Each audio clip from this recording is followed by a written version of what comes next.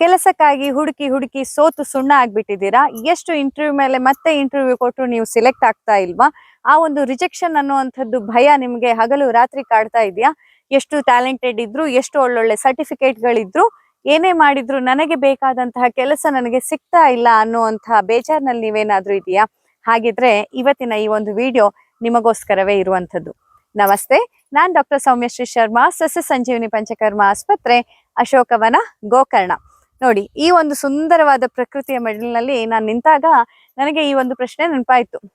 ಒಬ್ರು ಮೊನ್ನೆ ಬಂದಿದ್ರು, ಅವ್ರು ಹೇಳ್ತಾ ಇದ್ರು, ಮೇಡಮ್ ಏನ್ ಮಾಡಿದ್ರು ನನ್ಗೆ ಕೆಲಸ ಸಿಗ್ತಾ ಇಲ್ಲ, ಹಾಗೆ ಅಂತ ನನ್ಗೆ ಸರ್ಟಿಫಿಕೇಟ್ಸ್ಗಳಿಲ್ವಾ, ಕ್ವಾಲಿಫೈಡ್ ಅಲ್ವಾ? ಖಂಡಿತ ಹೌದು. ಆದ್ರೆ ಯಾಕೋ ನನ್ನ ಗ್ರಹಚಾರನೇ ಸರಿ ಇಲ್ಲ ಅನ್ಸತ್ತೆ, ಯಾಕೋ ನನ್ಗೆ ಲಕ್ ಸರಿ ಇಲ್ಲ ಅನ್ಸತ್ತೆ, ಅದೃಷ್ಟ ಇಲ್ಲ ಅನ್ಸತ್ತೆ, ನನ್ಗೆ ಕೆಲಸವೇ ಸಿಕ್ಕು ಬರ್ತಾ ಇಲ್ಲ, ಅಥವಾ ಒಳ್ಳೆ ರೀತಿಯಲ್ಲಿ ನಾನು ಎಲ್ಲಿ ಕೂಡ ನೆಲೆ ನಿಲ್ಲಿಕ್ ಆಗ್ತಾ ಇಲ್ಲ. ಎಲ್ಲಾದ್ರೂ ಹಾಗೆ ಅಪ್ಪಿತಪ್ಪಿ ಸಿಕ್ಕಿದ್ರು ಕೂಡ 5 ರಿಂದ 6 ತಿಂಗಳು, ಅದ್ರ ನಂತರ ನನಗೆ ಆ ಜಾಗದಲ್ಲಿ ನಿಲ್ಲಕ್ಕಾಗಲ್ಲ. ಯಾಕೆ ಹೀಗಾಗ್ತಿದೋ ಗೊತ್ತಿಲ್ಲ, ಒಟ್ಟಿನಲ್ಲಿ ನನ್ನ ಅದೃಷ್ಟ ಚೆನ್ನಾಗಿಲ್ಲ ಅಂತ ತುಂಬಾ ಟೆನ್ಷನ್. ಅದೇ ಟೆನ್ಷನ್ಗೆ ಒಂದಿಷ್ಟು ರೋಗಗಳನ್ನು ಅಂಟಿಸ್ಕೊಂಡು ನನ್ನ ಹತ್ರ ಬಂದಿದ್ರು. ಆಗ ನನ್ಗದೇ ಅನ್ನಿಸ್ತು, ಈ ಮಾಹಿತಿನ ನಿಮ್ ಜೊತೆ ಕೂಡ ಹಂಚ್ಕೋಬೇಕು. ಯಾಕಂತಂದ್ರೆ ಈಗ ನನ್ನ ಹತ್ರ ಬಂದವರು ಒಬ್ಬರೇ ಅಲ್ಲ, ಅದೇ ರೀತಿಯ ಟೆನ್ಷನ್ ಅಲ್ಲಿ ಬಳಲ್ವಾ ನೀವು ಎಷ್ಟೋ ಹಲವಾರು ಜನ ಇದ್ದಿರಬಹುದು ಇಲ್ಲಿ. ಮೊದಲನೇದಾಗಿ, ಕೆಲಸವನ್ನ ನಾವು ಹುಡುಕ್ತಾ ಇದ್ದೀವಿ, ಆದ್ರೆ ನನಗೆ ಸೂಟೇಬಲ್ ಸಿಗ್ತಾ ಇಲ್ಲ ಅಂದಾಗ ಮೊಟ್ಟ ಮೊದಲನೇದಾಗಿ ನಾವು ನಮ್ಗೆ ಕೇಳ್ಕೊಳ್ಬೇಕಾಗಿರೋ ಪ್ರಶ್ನೆ, ಆ ಕೆಲಸಕ್ಕಾಗಿ ನಾನೆಷ್ಟು ಸಿದ್ಧಳಿದ್ದೇನೆ ಅಥವಾ ಸಿದ್ಧನಿದ್ದೇನೆ? ಕೆಲಸ ನನಗೆ ಎಷ್ಟು ಮಟ್ಟಿಗೆ ಅನಿವಾರ್ಯತೆ ಇದೆ, ಎಷ್ಟು ಮಟ್ಟಿಗೆ ನನಗೆ ಈ ಕೆಲಸ ಬೇಕೇ ಬೇಕು ಅನ್ನುವಂಥ ಭಾವನೆ ನನ್ನಲ್ಲಿದೆ, ಇದನ್ನ ನಾವು ಮೊದಲು ಯೋಚನೆ ಮಾಡ್ಬೇಕು. ಯಾಕೆ, ಈಗ ನೋಡಿ, ಕೆಲಸ ಬೇಕು ಅಂತ ನಾವು ಹೋಗ್ತೀವಿ, ಅಲ್ಲಿ ಹೋದಾಗ ಟೈಮ್ ಶೆಡ್ಯೂಲ್, ಈ ಟೈಮ್ ಆದ್ರೆ ನನಗಾಗಲ್ಲ, ಅಥವಾ ಅಲ್ಲಿ ಹೋದಾಗ ಶಿಫ್ಟಿಂಗ್ಗಳು, ಈ ತರ ಒಂದು ಮಾರ್ನಿಂಗ್ ಶಿಫ್ಟ್, ಆಫ್ಟರ್ನೂನ್ ಶಿಫ್ಟ್, ಅದಾದ್ರೆ ನನಗಾಗಲ್ಲ, ಅಥವಾ ಲೊಕೇಶನ್ಸ್ಗಳು, ಈ ಏರಿಯಾ, ಅದಾದ್ರೆ ನನ್ಗಾಗಲ್ಲ. ಹೀಗೆ ನಾವು ಕೆಲಸಕ್ಕೆ ಅಂತ ಹೋದಾಗ ಅಲ್ಲಿಯ ಒಂದಿಷ್ಟು ಕಾರ್ಯವೈಖರಿಗೆ ಅಥವಾ ಅಲ್ಲಿಯ ಒಂದಿಷ್ಟು ರಿಸ್ಟ್ರಿಕ್ಷನ್ಸ್ ಗಳಿಗೆ ನಾವು ಫ್ಲೆಕ್ಸಿಬಲ್ ಆಗದೇ ಇದ್ದಾಗ ನಾವು ಯಾವತ್ತೂ ಕೂಡ ಅಲ್ಲಿ ಫಿಟ್ ಆಗ್ಲಿಕ್ಕೆ ಆಗಲ್ಲ. ನಮಗೆ ಕೆಲಸ ಬೇಕು, ಆ ಕೆಲಸದ ಅನಿವಾರ್ಯತೆ ಇದೆ ಅಂದಾಗ ಎಲ್ಲಿ ಹಾಕಿದ್ರು, ಹಾಲಲ್ಲಾದರೂ ಹಾಕು, ನೀರಲ್ಲಾದರೂ ಹಾಕು, ರಾಘವೇಂದ್ರ ಅಂತ ಹೇಳಿದ ಹಾಗೆ, ದೇವ್ರೇ ಎಲ್ಲಿ ಆದ್ರೂ ಸರಿ, ನನಗೆ ಇದರ ಅನಿವಾರ್ಯತೆ ಇದೆ, ನಾನು ದುಡಿತೇನೆ, ನಾನ್ ನನ್ನನ್ನ ಪ್ರೂವ್ ಮಾಡಿ ತೋರಿಸ್ತೇನೆ ಅನ್ನುವಂತಹ ಒಂದು ಬದ್ಧತೆ ನಮ್ಮಲ್ಲಿರ್ಬೇಕು. ಅವಾಗ ಮಾತ್ರ ನಾವು ಒಂದು ಮಟ್ಟಿಗೆ ಯಶಸ್ಸನ್ನ ಪಡಿಲಿಕ್ಕೆ ಸಾಧ್ಯ ಆಗತ್ತೆ. ನಂತರ ಆ ಯಶಸ್ಸನ್ನ ಪಡೆದ ನಂತರ ನೀವು ಬೇಕಾದ ಹಾಗೆ ನಿಮ್ಮ ಒಂದು ಎಕ್ಸ್ಪೆಕ್ಟೇಷನ್ ಹೇಗಿದೆ ಅದಕ್ಕೆ ಅನುಗುಣವಾದ ಕೆಲಸವನ್ನ ಮಾಡ್ಲಿಕ್ಕೆ ನಿಮಗೆ ಫ್ರೀಡಮ್ ಇರುತ್ತೆ. ಆದ್ರೆ ಅದಕ್ಕ ಮೊದ್ಲು ಹೇಗೆ ಅಂತಂದ್ರೆ, ಈಗ ಬಾವಿಯಲ್ಲಿ ನಾವು ಹಾರಿದಾಗ ಸ್ವಿಮ್ಮಿಂಗ್ ಕಲಿಯೋ ತನಕ ಎಷ್ಟು ಕಷ್ಟ ಪಡ್ಬೇಕಾಗತ್ತಲ್ವಾ? ಸ್ವಿಮ್ಮಿಂಗ್ ಬರೋ ತನಕ ಕೈ ಬಡಿಲ್ಲ, ಕಾಲ್ ಬಡಿಲ್ಲ, ನೀರು ಕುಡಿದ್ನ, ಮೂಗಲ್ ಹೋಯ್ತಾ, ಏನ್ ಆಗ್ತಿದೆ ಅಂತಾನೆ ಗೊತ್ತಾಗಲ್ಲ, ನಾವು ಹೆದರ್ ಬಿಡ್ತೇವೆ, ಒಂಥರ ನಮ್ಮಲ್ಲಿ ಪ್ಯಾನಿಕ್ ಅಟ್ಯಾಕ್ ಆದಾಗ ಆಗತ್ತೆ, ಏನಾಗತ್ತೆ ಅಂತ ಗೊತ್ತಾಗಲ್ಲ, 2-3 ಸತಿ ಮುಳುಗಿ ನೀರ್ ಕುಡಿದು ಎಲ್ಲ ಆಗತ್ತೆ. ಆದರೆ ಅದೇ ನಾವು ಒಮ್ಮೆ ಸ್ವಿಮ್ಮಿಂಗ್ ಅನ್ನ ಕಲ್ತ್ ಮುಗಿದ್ಮೇಲೆ, ಆರಾಮಾಗಿ ಈಜಾಡಕ್ಕೆ ಬಂದ ಮೇಲೆ ಎಷ್ಟು ಎಂಜಾಯ್ ಮಾಡ್ತೀರಾ. ಈಜಾಡೋದು ಅನ್ನೋದು ನಿಮ್ಗೊಂದು ರಿಲ್ಯಾಕ್ಸೇಷನ್ ಆಗ್ಬಿಟ್ಟಿರತ್ತೆ. ಆದ್ರೆ ಅದೇ ಮೊದ್ಲು ಈಜಾಡನ್ನ ಕಲಿಯುವಾಗ ಭಯ, ಆತಂಕ, ಗೊಂದಲಗಳ ಬೀಡು, ಪ್ರತಿ ಸತಿ ಮುಳುಗಿ ನೀರ್ ಕುಡ್ದಾಗ್ಲೂ ಅಯ್ಯೋ ಹೋಯ್ತಾ ಪ್ರಾಣವೇ ಅಂತ ಅನ್ಸುವಷ್ಟು ಭಯ ಅಲ್ವಾ? ವೃತ್ತಿ ಜೀವನದಲ್ಲೂ ಹೀಗೆಯೇ. ನೀವು ಒಂದು ನಾರ್ಮಲ್ ಒಂದು ಸ್ವೀಪರ್ ಕೆಟಗರಿಯಿಂದ ಹಿಡಿದು CEO ತನಕ ತಗೊಂಡ್ರು ಕೂಡ, ಯಾವುದೇ ಫೀಲ್ಡ್ ಅನ್ನ ತಗೊಳ್ಳಿ, ಅದು ಇಲೆಕ್ಟ್ರಿಷಿಯನ್ ಇರ್ಬೋದು, ಪೇಂಟಿಂಗ್ ಇರ್ಬೋದು, ವೈದ್ಯ ವೃತ್ತಿ ಇರ್ಬೋದು, ಟೀಚರ್ಸ್ ಇರ್ಬೋದು, ಆಫೀಸ್ ವರ್ಕ್ ಇರ್ಬೋದು, ಯಾವುದೇ ವೃತ್ತಿಯಾದರೂ ಕೂಡ ಇನಿಷಿಯಲ್ ಪೀರಿಯಡ್ ಅನ್ನೋದು, ನಾವು ನೀರಿಗೆ ಹಾರಿ ಕೈಕಾಲ್ ಬಡ್ದು ಸ್ವಿಮ್ಮಿಂಗ್ ಕಲಿಯುವಾಗಿರತ್ತಲ್ವಾ, ಅದೇ ರೀತಿ ಒದ್ದಾಟ ಗುದ್ದಾಟ ಇದ್ದೇ ಇರತ್ತೆ. ಅಂತಹ ಒದ್ದಾಟ ಗುದ್ದಾಟಕ್ಕೆ ನಾವು ಮೆಂಟಲಿ ಪ್ರಿಪೇರ್ ಆಗೇ ಇರ್ಬೇಕು. ಯಾಕೆ, ಅಲ್ಟಿಮೇಟ್ಲಿ ನಾನು ಈಜನ್ನ ಕಲಿಬೇಕು, ಸಲೀಸಾಗಿ ಮೀನಿನ ತರ ನಾನು ಈಜಾಡ್ಬೇಕು ಅಂದಾಗ ಈ ಒಂದಿಷ್ಟು ಸ್ಟ್ರಗಲ್ ಅನ್ನ ಮಾಡಿ ಅಲ್ಲಿ ನಾನು ಸ್ಟೆಬಿಲಿಟಿಯನ್ನ ಕಂಡುಕೊಳ್ಬೇಕಾಗತ್ತೆ. ಅದೇ ರೀತಿ ವೃತ್ತಿ ಜೀವನದಲ್ಲಿ ನಿಮಗೆ ಸಕ್ಸಸ್ ಆಗ್ತಾ ಇಲ್ಲ ಅಂದಾಗ ದಯವಿಟ್ಟು ನೀವೊಮ್ಮೆ ನಿಮ್ಮ ಜೀವನದ ದೃಷ್ಟಿಕೋನವನ್ನ ಬದಲಾಯಿಸ್ಕೊಳ್ಬೇಕು. ಎಲ್ಲಾ ನನಗಾಗೋ ಹಾಗೆ ಬಂದ್ರೆ ಮಾತ್ರ ನಾನು ಕೆಲಸ ಮಾಡ್ತೀನಿ, ಅಥವಾ ಎಲ್ಲದೂ ನನಗೆ ಕಂಫರ್ಟ್ ಝೋನ್ ಅಲ್ಲಿ ಇದ್ರೆ ಮಾತ್ರ ನಾನು ಕೆಲಸ ಮಾಡ್ತೀನಿ ಅನ್ನುವರು ಇಲ್ಲಿಯೂ ಸಲ್ಲ ಅಲ್ಲಿಯೂ ಸಲ್ಲ ಅಲ್ಲದೆ ಎಲ್ಲಿಯೂ ಕೂಡ ಕೆಲಸ ಇಲ್ಲದೆ ಒದ್ದಾಡುವ ಪರಿಸ್ಥಿತಿ ಬರುವ ಒಂದು ಸಾಧ್ಯತೆ ಜಾಸ್ತಿ ಇರುತ್ತೆ. ಮೊದಲನೇದಾಗಿ ಹಾಗೆ. ಇನ್ನು ಎರಡನೇದಾಗಿ ದೋಷಗಳ ಬಗ್ಗೆ ಮಾತಾಡೋದಾದ್ರೆ, ಯಾರಲ್ಲಿ ಸತ್ವ ಪ್ರಿಡಾಮಿನೆಂಟ್, ಈಗ ಸತ್ವ, ರಜಸ್, ತಮ ಅನ್ನೋದು 3 ದೋಷಗಳು, ನಮ್ಮ ಮಾನಸಿಕವಾದಂತಹ ದೋಷಗಳು. ಯಾರಲ್ಲಿ ಸತ್ವಗುಣ ಜಾಸ್ತಿ ಇರತ್ತೆ ಅವರಿಗೆ ಕೆಲಸ ಸಿಗುವಲ್ಲಿ ಸಲೀಸಾಗಿ ಸಿಗುವ ಸಾಧ್ಯತೆ ಹೆಚ್ಚಾಗಿರುತ್ತೆ.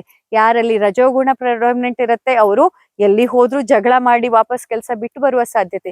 ಯಾರಲ್ಲಿ ತಮೋ ಗುಣ ಜಾಸ್ತಿ ಇರತ್ತೆ ಅವರು ಎಲ್ಲಿ ಹೋದ್ರೂ ಹತ್ಕೊಂಡು ಇಲ್ಲ ನನಗಾಗಲ್ಲ ಅಂತ ಹತ್ತು ವಾಪಸ್ ಮನೆಗೆ ಬರುವ ಪರಿಸ್ಥಿತಿ ಇರತ್ತೆ. ಹೀಗೆ ನಿಮ್ಮ ಮನಸ್ಸಿನ ದೋಷಗಳು ಕೂಡ ನಿಮ್ಮ ವೃತ್ತಿ ಜೀವನದ ಮೇಲೆ ಪ್ರಭಾವ ಬೀರುವ ಸಾಧ್ಯತೆ ಇರತ್ತೆ. ಇನ್ನು ದೇಹದ ಗುಣಗಳ ಬಗ್ಗೆ ಬಂದ್ರೆ ವಾತ ಪಿತ್ತ ಕಫ. ಈ ವಾತ ಅನ್ನುವ ಗುಣದವರು ಯಾವತ್ತೂ ಚಂಚಲ, ಗಾಳಿಯ ತರ ನಿಂತಲ್ಲೇ ನಿಲ್ಲಲ್ಲ. ಆ ವಾತ ಗುಣದವರು ನಿಮ್ಮ ದೇಹದಲ್ಲಿ ವಾತದೋಷದ ಸಮಸ್ಯೆಯೂ ಇದೆ, ನೀವು ತುಂಬಾ ತೆಳ್ಳಗಿದ್ದೀರಾ, ತೂಕ ಜಾಸ್ತಿ ಆಗ್ತಾ ಇಲ್ಲ, ಮೈ ಎಲ್ಲ ಡ್ರೈ ಆಗಿದೆ ಅಂದಾಗ ನಿಮ್ಮಲ್ಲಿ ವಾತದೋಷ ಜಾಸ್ತಿ ಡಿಸ್ಟರ್ಬ್ ಆಗಿರುತ್ತೆ. ಸೊ ಈ ವಾತದೋಷ ಡಿಸ್ಟರ್ಬ್ ಆದವರು ಗಾಳಿಯ ತರ ನಿಂತಲ್ಲಿ ನಿಲ್ಲಕ್ ಆಗ್ತಾ ಇರಲ್ಲ, ಸ್ಟೆಬಿಲಿಟಿ ಇರಲ್ಲ. ಆ ಕಾರಣದಿಂದ ಆದ್ರೆ ನೀವು ಪ್ರತಿನಿತ್ಯ ಅಭ್ಯಂಗ ಮಾಡ್ಕೊಳ್ಳಿ. ಪ್ರತಿನಿತ್ಯ ನಿಮ್ಮ ವಾತದೋಷವನ್ನ ಕಂಟ್ರೋಲಿಗೆ ತರುವಂತಹ ಎಲ್ಲ ಒಂದು ಟ್ರೀಟ್ಮೆಂಟ್ಸ್ ಇರ್ಬೋದು, ಔಷಧಿಗಳಿರ್ಬೋದು, ಅದನ್ನ ತೆಗೆದುಕೊಳ್ಬೇಕು, ಅದನ್ನ ಪ್ರಾಕ್ಟೀಸ್ ಮಾಡ್ಬೇಕು. ಆಗ ನಿಮ್ಮ ವಾತದೋಷ ಸ್ಟೇಬಲ್ ಆಗ್ತಾ ಬಂದ ಹಾಗೆ ನಿಮ್ಮ ವೃತ್ತಿ ಜೀವನದಲ್ಲಿ ಕೂಡ ನೀವು ಸ್ಟೆಬಿಲಿಟಿಯನ್ನ ನೋಡ್ಲಿಕ್ಕೆ ಆಗತ್ತೆ. ಇನ್ನು ಪಿತ್ತ ಇದ್ದವರು, ಪಿತ್ತ ಡಿಸ್ಟರ್ಬೆನ್ಸ್ ಆದವ್ರು ಹೇಗೆ ಅಂತಂದ್ರೆ ಯಾವ ಫೀಲ್ಡ್ ಅಲ್ಲಿ ಎಲ್ಲಿ ಹೋದ್ರೂ ಜಗಳ, ಎಲ್ಲರ ಹತ್ರನೂ ಜಗಳ. ಆಗ ಅವರ ಜೊತೆ ಅವರ ಕಸ್ಟಮರ್ಸ್ ಕೂಡ ಅವರ ಜೊತೆ ಇರ್ಲಿಕ್ಕೆ ಇಷ್ಟ ಪಡಲ್ಲ. ಅಥವಾ ಅಯ್ಯೋ ಅವನೊಂದು ಕರಿಯೋದ್ ಬೇಡಪ್ಪ, ಫುಲ್ ಸಿಟ್ಟು ಕೋಪಿಷ್ಟ. ಅಥವಾ ಅವ್ನು ಎಷ್ಟೇ ಸ್ಕಿಲ್ಫುಲ್ ಆಗಿರ್ಲಿ ಅವನನ್ನ ಮಾತ್ರ ಕರಿಯೋದ್ ಬೇಡ ಕೆಲ್ಸಕ್ಕೆ, ಯಾಕಂದ್ರೆ ಅವನು ಅಷ್ಟು ಕೋಪಿಷ್ಟ ಅಂತ ನಿಮ್ಮ ಜೊತೆ ಇರುವವರು ಯಾರೂ ಕೂಡ ಅವರ ಎನ್ವಿರಾನ್ಮೆಂಟ್ ಅಲ್ಲಿ ನಿಮ್ಮನ್ನ ಒಂದು ಭಾಗಿಯನ್ನಾಗಿ ನೋಡ್ಲಿಕ್ಕೆ ಇಷ್ಟ ಪಡಲ್ಲ. ಪಿತ್ತ ದೃಷ್ಟಿಯಿಂದ ಆತರ ಆಗ್ತಿದೆ ಅಂದಾಗ ಪಿತ್ತ ಪ್ರಕೃತಿಯವರು ಏನ್ ಮಾಡ್ಬೇಕು, ನಿಮಗೆ ನಿಮ್ಮ ವೃತ್ತಿ ಜೀವನದಲ್ಲಿ ಸಕ್ಸಸ್ ಸಿಗ್ಲೇಬೇಕಂದಾಗ ನಿಮ್ಮ ಆಹಾರದಲ್ಲಿ ಉಪ್ಪು ಹುಳಿ ಖಾರವನ್ನ ಸ್ವಲ್ಪ ಕಡಿಮೆ ಮಾಡ್ಬೇಕು. ಪ್ರತಿನಿತ್ಯ ಪಿತ್ತ ಶಮನಕ್ಕೆ ಬೇಕಾಗುವಂತಹ ಔಷಧಿಗಳನ್ನ, ಜೊತೆಯಲ್ಲಿ ಪಿತ್ತ ಶಮನವನ್ನ ಮಾಡ್ಲಿಕ್ಕೆ ಬೇಕಾಗುವ ಚಿಕಿತ್ಸೆಗಳನ್ನ ತೆಗೆದುಕೊಂಡಾಗ ನಿಮ್ಮ ಮನಸ್ಸು ಶಾಂತ ಆಗತ್ತೆ. ಪ್ರಶಾಂತವಾದ ಮನಸ್ಸಿನಿಂದ ನೀವು ನಿಮ್ಮ ವರ್ಕ್ ಪ್ಲೇಸಿಗೆ ಹೋದ್ರೆ ಖಂಡಿತವಾಗಿ ನಿಮ್ಮ ವೃತ್ತಿ ಜೀವನದಲ್ಲಿ ನೀವು ಯಶಸ್ಸನ್ನ ತುಂಬಾ ಬೇಗನೆ ಸಾಧಿಸಬಹುದು. ಇನ್ನು ಕಫ ಪ್ರಿಡಾಮಿನೆಂಟ್ ಅವರು ಎಲ್ಲಾ ಕೆಲಸಗಳಲ್ಲಿ ಒಂದು ಕಂಟಿನ್ಯೂಟಿಯನ್ನ ಹೊಂದೋರಾಗಿರ್ತಾರೆ, ಅಥವಾ ಅವರಿಗೆ ಸ್ಟೆಬಿಲಿಟಿ ಜಾಸ್ತಿ ಇರುತ್ತೆ. ಆದರೆ ಕಫ ಪ್ರಕೃತಿಯವರಿಗೆ ಮುಖ್ಯವಾಗಿ ತೊಂದರೆ ಕೊಡುವಂಥದ್ದು ಅಂದ್ರೆ ಲೇಸಿನೆಸ್. ಕಫ ಪ್ರಕೃತಿಯವರಲ್ಲಿ ಸ್ವಲ್ಪ ಮಟ್ಟಿಗೆ ಆಲಸ್ಯತನ ಜಾಸ್ತಿ ಇರುತ್ತೆ. ಈ ಆಲಸ್ಯತನದಿಂದಾಗಿ ಅವರಲ್ಲಿ ಕೆಲವೊಮ್ಮೆ ಅವರು ಕೆಲಸದಲ್ಲಿ ಮುಂದೆ ಹೋಗೋಲ್ಲ. ಅಂದ್ರೆ ನಾನು ಕೆಲಸದಲ್ಲೇನೋ ಇದ್ದೀನಿ, ಎಷ್ಟು ವರ್ಷದಿಂದ ಅಲ್ಲೇ ಇದ್ದೀನಿ, ಮೇಲಕ್ಕೂ ಹೋಗಿಲ್ಲ ಕೆಳಕ್ಕೂ ಬಂದಿಲ್ಲ, ಇದ್ದಲ್ಲೇ ಮಾಡಿದ್ದೇ ಕೆಲಸ ಮಾಡ್ಕೊಂಡಿದ್ದೀನಿ. ಆದ್ರೆ ಅಂದ್ರೆ ಕಫ ಪ್ರಕೃತಿಯವ್ರು ಹೆಂಗೆ ಅಂದ್ರೆ ಕೆಲಸ ಬಿಡಲ್ಲ, ಆದ್ರೆ ಆ ಕೆಲಸದಲ್ಲಿ ಪ್ರಗತಿಯನ್ನು ಹೊಂದಲ್ಲ. ಈ ರೀತಿ ಕಫ ಪ್ರಕೃತಿಯವ್ರದ್ದಾಗಿರುತ್ತೆ. ಸೊ ನಿಮ್ಮಲ್ಲಿ ಏನಾದ್ರೂ ಆಲಸ್ಯತನ ಇದೆ ಅಂದ್ರೆ ಅದನ್ನ ನೀವು ಕಫ ಪ್ರಕೃತಿಗೆ ಬೇಕಾದಂತಹ ಆಹಾರ ಪದ್ಧತಿ, ಅದಕ್ಕೆ ಬೇಕಾದಂತಹ ಔಷಧಿಗಳು, ಆ ಕಫ ಪ್ರಕೃತಿಯನ್ನ ಬ್ಯಾಲೆನ್ಸಿಗೆ ತರುವಂತಹ ಚಿಕಿತ್ಸೆಗಳು, ಪಂಚಕರ್ಮ ಚಿಕಿತ್ಸೆಗಳು, ಇದನ್ನೆಲ್ಲ ಮಾಡಿಕೊಂಡು ಪ್ರತಿನಿತ್ಯ ಅಟ್ಲೀಸ್ಟ್ ಒಂದು 20 ನಿಮಿಷ ನಿಮ್ಮ ದೇಹದ ಚಲನವಲನ ಆಗೋ ರೀತಿಯಲ್ಲಿ ನೀವು ಫಿಸಿಕಲ್ ಆಕ್ಟಿವಿಟೀಸ್ ಅನ್ನ, ವ್ಯಾಯಾಮವನ್ನ ನಿಮ್ಮ ಜೀವನದಲ್ಲಿ ಅಳವಡಿಸಿಕೊಂಡ್ರೆ ನೀವು ಕೂಡ ನಿಮ್ಮ ವೃತ್ತಿ ಜೀವನದಲ್ಲಿ ಪ್ರಗತಿಯನ್ನ ಪಡಿಬಹುದು.